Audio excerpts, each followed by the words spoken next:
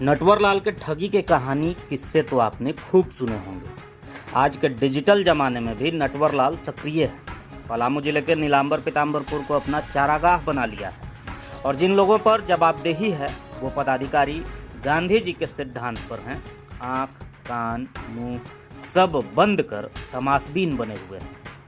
कुछ दिन पहले हमने नीलांबर पीताम्बरपुर अंचल कार्यालय से फर्जी एलपीसी जारी होने का और उसे एलपीसी पर रजिस्ट्री होने की खबर को दिखाया था और अब एक और नया खुलासा हुआ है। जालसाजों का मन इतना बढ़ गया है कि उनके कारनामे सुनकर आप सोच में पड़ जाएंगे।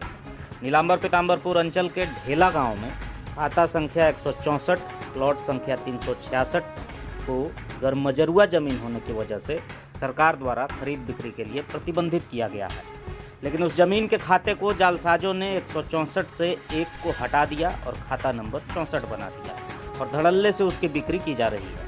अंचल कार्यालय से मिली भगत कर रसीद भी काट दिया गया, एलपीसी भी बन रहा है, जमीन की रजिस्ट्री भी हो रही है, लेकिन अंचल के द्वारा उस जमीन के म्यूटेशन को खारिज कर दिया गया।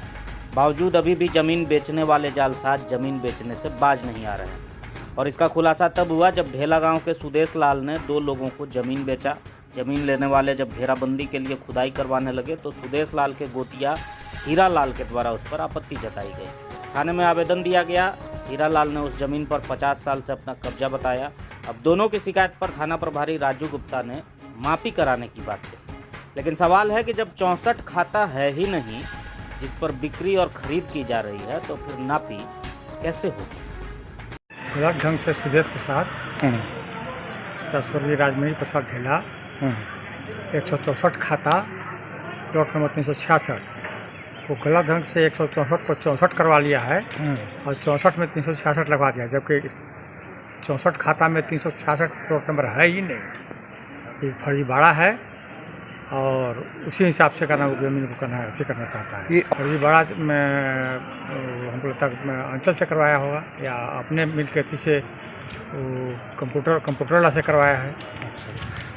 इस पूरे सिद्धांत पर है। आँख, कान, मुंह सब बंद कर, ना तो कोई जवाब देने को तैयार है ना ही कोई इस पर पहल करने को तैयार है। हाँ, दबे जुबान एक अंचल कर्मी ने यह बात स्वीकार की कि खाता नंबर के साथ छेड़छाड़ की गई है।